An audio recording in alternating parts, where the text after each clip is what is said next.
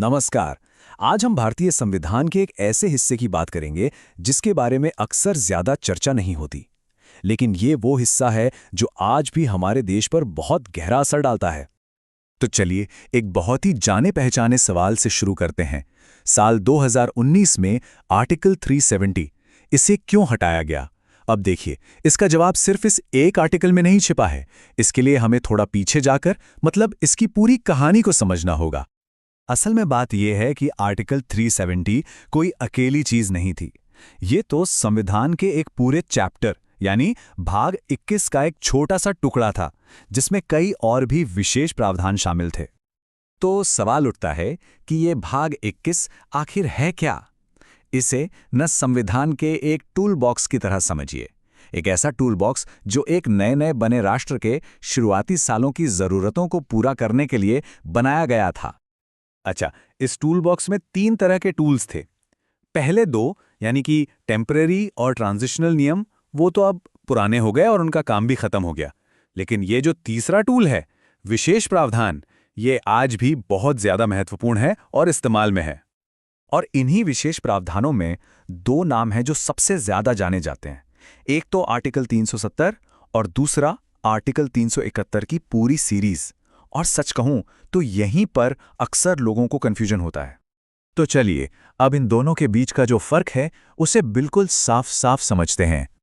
देखिए, गहराई में जाने से पहले इन दोनों के बीच के फर्क को याद रखने का एक बहुत ही आसान तरीका है जो यहां दिख रहा है।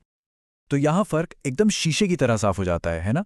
आर्टिकल 370 सिर्फ एक राज्य को बहुत ही ज्यादा एक तरह की ऑटोनॉमी या स्वायत्तता देता था। वहीं दूसरी तरफ जो 371 सीरीज है, वो कई सारे राज्यों को उनकी अपनी खास जरूरतों के हिसाब से कुछ लिमिटेड, कुछ सीमित सुरक्षा देती है। तो ये सवाल मन में आता ही है कि आर्टिकल 371 में दी गई ये विशेष सुरक्षाएं, ये स्पेशल प्रोटेक्शंस असल में हैं क्या? देखिए, ये प्रोटेक्शंस किसी को अलग संविधान बनाने का अधिकार नहीं देती, बल्कि इनका मकसद बहुत खास होता है। जैसे कहीं पर स्थानीय संस्कृति और जमीन के अधिकारों की रक्षा करना, तो कहीं नौकरियों और विकास में बराबरी के मौके देना। और जानते हैं, इन्हीं विशेष प्रावधानों की वजह से भारत के आइडिया को लेकर एक बहुत बड़ी राजनीतिक बहस हमेशा चलती रहती है। एक तरफ वो लोग हैं जो ये मानते हैं कि ऐसे स्पेशल स्टेटस देश की एकता में रुकावट डालते हैं और एक देश एक कानून के सिद्धांत के खिलाफ हैं।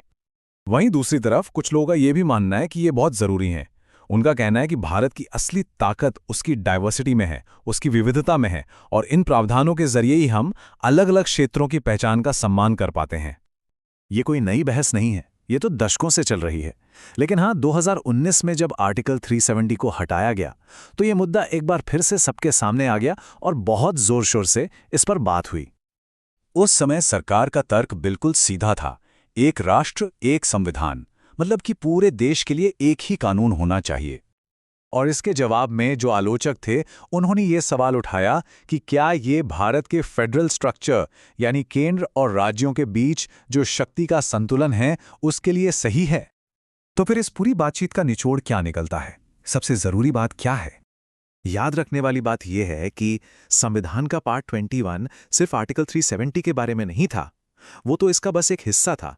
हाँ, 370 अब जा चुका है, लेकिन आर्टिकल 371 और उसके जैसे दूसरे जो खास प्रावधान हैं, वो आज भी लागू हैं।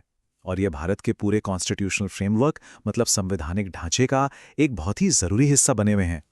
और आखिर में ये पूरी कहानी हमें एक बहुत ही बुनियादी सवाल पर लाके खड़ा कर देती है, जो शायद इस पूरी बहस की जड़ भी है।